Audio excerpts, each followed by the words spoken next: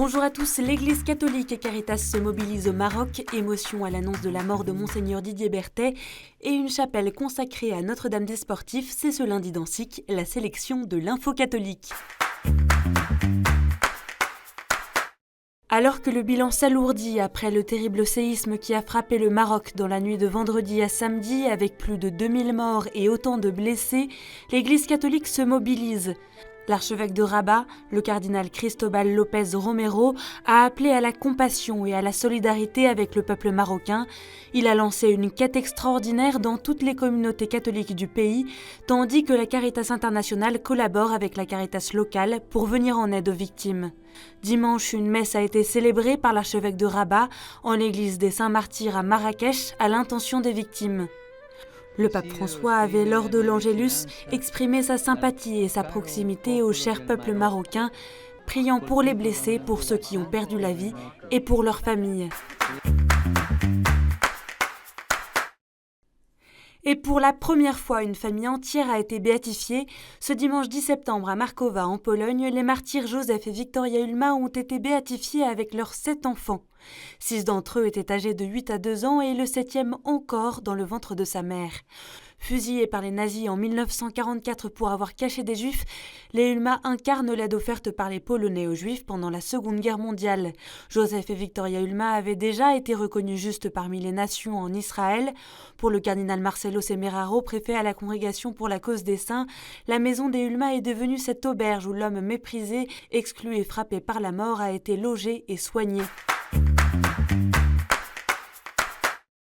Monseigneur Didier Berthet, évêque de Saint-Dié, est décédé vendredi 8 septembre à 61 ans après 2 ans de combat contre la maladie.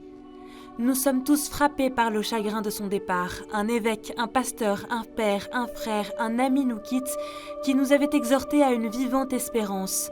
C'est avec ces mots que le diocèse de Saint-Dié a annoncé la mort de son évêque, qui venait de célébrer le 7e anniversaire de son ordination épiscopale. Un ministère particulièrement orienté vers l'œcuménisme et le dialogue entre chrétiens, puisque Didier Berthet avait grandi dans une famille protestante. Dans un communiqué, le Conseil permanent de la Conférence des évêques de France rend hommage à Monseigneur Didier Berthet. Nous pensons à sa famille, à ses amis, aux fidèles qu'il a accompagnés, à son diocèse et à celui de Nanterre dans lequel il avait grandi et où il était devenu prêtre.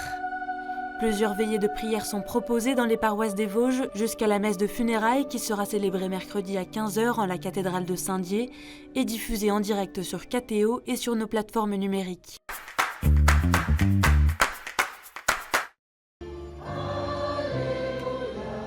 Dans le diocèse de Saint-Denis, la nouvelle église Saint-Jean XXIII à Clichy-sous-Bois est désormais ouverte. Située au sein du sanctuaire Notre-Dame des Anges pour remplacer l'ancienne église détruite en 2016, sa construction avait été lancée en 2017 par les chantiers du cardinal.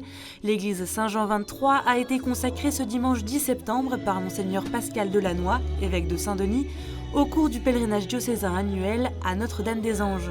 Elle pourra accueillir plus de 250 personnes dans un cadre vert et paisible, en plein cœur des banlieues nord de Paris.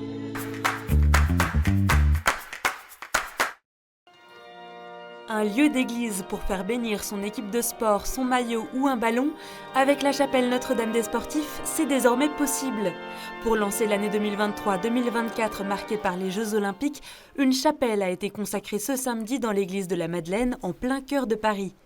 C'est Monseigneur Philippe Marseille, évêque auxiliaire de Paris, qui a béni ce lieu désormais dédié au sport, en présence d'environ 200 personnes. L'occasion aussi d'officialiser l'ouverture d'une aumônerie des sportifs pour accompagner champions et amateurs, comme nous l'explique Isabelle de Châtelus, directrice du projet Église catholique et JO Paris 2024. On aura une année jalonnée par beaucoup d'événements sportifs.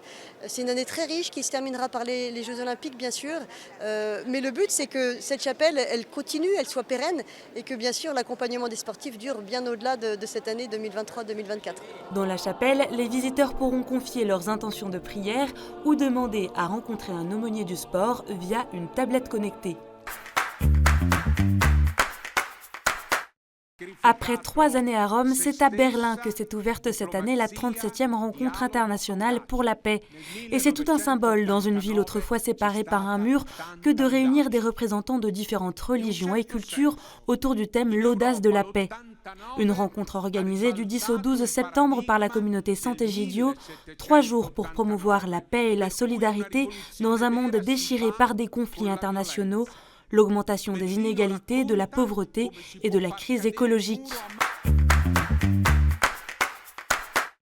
Et en bref, la conférence des évêques suisses a annoncé ce dimanche l'existence d'enquêtes canoniques en cours portant sur des soupçons d'infractions sexuelles et leur dissimulation. Les faits concernent plusieurs membres émérites et en exercice de la conférence des évêques suisses. L'enquête préliminaire devrait être terminée à la fin de l'année. Dans le diocèse de Malines-Bruxelles, le chanoine Tony Frison est nommé vicaire épiscopal pour le vicariat de Bruxelles. Il succède à monseigneur Jean Cockrols en charge du vicariat depuis 2011, qui s'apprête à prendre une année sabbatique.